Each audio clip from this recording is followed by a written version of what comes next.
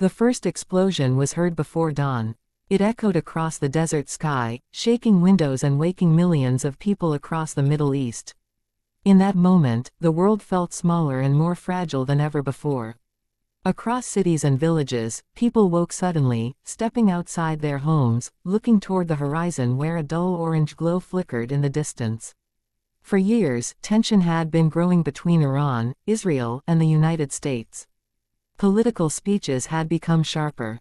Sanctions had tightened. Military exercises had grown larger and more frequent. News channels debated every move, every warning, every threat. Some analysts predicted that war was inevitable, while others insisted that diplomacy would prevent the worst. But ordinary people rarely believed that a full confrontation would actually happen. Most hoped that leaders would step back before the edge of disaster. Until the night the missiles were launched. Air defense alarms began to echo across several countries in the Middle East. Radar systems detected objects crossing the skies at terrifying speeds. Iranian missiles were launched toward military targets connected to their enemies across the region. Across the dark sky, streaks of fire appeared like burning lines drawn across the heavens. Explosions lit up the night. Military bases shook under the force of impacts. Anti-missile systems fired interceptors upward, creating bursts of light as they collided with incoming rockets. The thunder of explosions rolled across cities and deserts alike. For civilians, the sky had suddenly become a battlefield. Parents woke their children and rushed toward shelters. Hospitals prepared emergency rooms for casualties. Airports suspended flights. Governments issued warnings. Television screens filled with breaking news alerts. The region held its breath. For the leadership in Israel, the attacks confirmed their deepest fears. They had long argued that Iran's growing influence in the Middle East was a direct threat to their national security.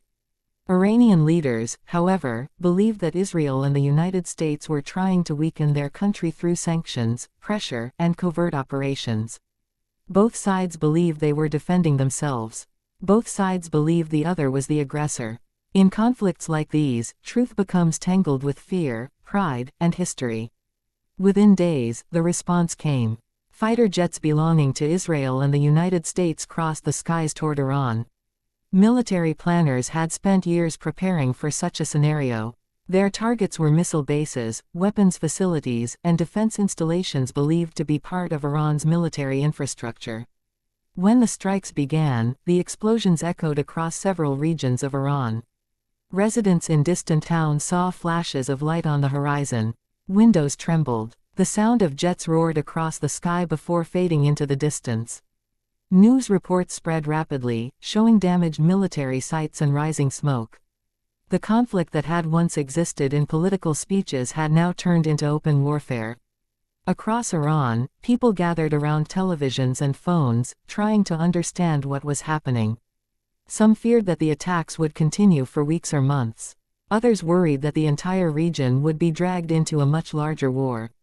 But amid the strategic targets and military operations, tragedy struck in a place where no war should ever reach. In the southern Iranian city of Mainab, a school day had begun like any other. The morning air was calm, and the sound of children's laughter filled the courtyard. Girls in colorful uniforms carried their books into classrooms, greeting friends and teachers as they prepared for lessons. Inside one classroom, a teacher was writing mathematics problems on the board while students copied them into their notebooks. Outside, a few children played quietly near the edge of the schoolyard. For them, the war felt far away. They had heard adults talking about tensions and attacks, but the words meant little to them. Their world was made of homework, friendships, and dreams about the future. Then the sky roared. The sound came suddenly, like a tearing noise across the air. Moments later, an explosion shook the ground near the school as part of the wider wave of strikes across Iran. The blast shattered windows and collapsed sections of the building. Dust and debris filled the classrooms. When the smoke began to clear, the schoolyard that had been filled with laughter only minutes earlier had fallen silent. Parents rushed toward the area in panic after hearing the explosion. Some searched desperately through rubble with their hands. Others shouted the names of their daughters, hoping to hear a response. Ambulances and rescue teams arrived quickly, but the destruction was severe. Backpacks lay scattered across the ground, covered in dust. Inside them were notebooks, pencils, and unfinished homework. Some of the pages still held half-written sentences and drawings. For many families, the school had been a symbol of hope. Education represented a better future for their daughters. But on that day, hope had been buried under broken walls and shattered glass. News of the tragedy spread rapidly across the world.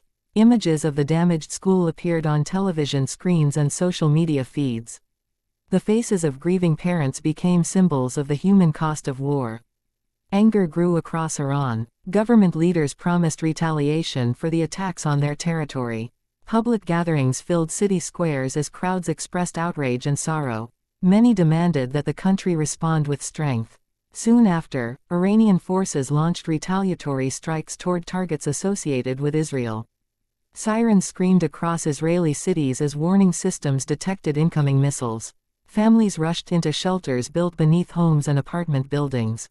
Children clung to their parents while the sound of explosions echoed in the distance. Some missiles were intercepted by air defense systems high above the cities. Others struck buildings and roads, causing damage and fear. The cycle of retaliation continued. Each strike was answered with another. Each explosion hardened the anger on both sides.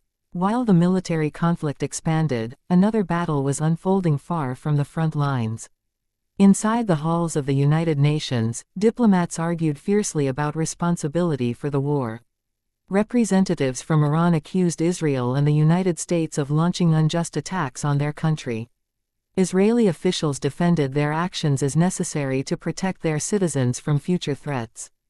The United States argued that the strikes were part of a defensive effort to stop further missile attacks across the region. Meetings stretched late into the night as global leaders attempted to prevent the conflict from spreading even further. Some warned that if the war continued, it could engulf much of the Middle East. But diplomacy often moves slowly. Missiles move much faster. Across the region, ordinary people faced the daily reality of war. In Iranian cities, families stored food and water in case the fighting worsened. In Israeli towns, residents learned to respond instantly when sirens sounded. Across neighboring countries, governments increased security and prepared for the possibility of wider conflict. Hospitals treated wounded civilians. Volunteers worked long hours distributing supplies to displaced families. Teachers tried to comfort frightened students as schools struggled to remain open. Children who had once worried about exams and games now worried about air raid alarms and explosions. Among the many voices documenting the war was a young journalist named Layla. She had once dreamed of writing stories about art, literature, and ordinary life. Instead, the conflict forced her to report on destruction and grief. Every day she visited hospitals, speaking with doctors and families. She interviewed parents who had lost homes and relatives. She walked through neighborhoods where buildings had been reduced to rubble. One afternoon, she traveled to the damaged school in Minab. The rescue operations had ended, and the area was quiet. Broken walls surrounded the courtyard. Pieces of desks and books were scattered across the ground. Near the entrance gate, someone had placed flowers and photographs of the students who had died. Layla stood there for a long time, looking at the images. Each photograph showed a smiling child. Each child had dreams that had nothing to do with war. She took out her notebook and wrote a sentence that had formed in her mind after weeks of reporting on the conflict.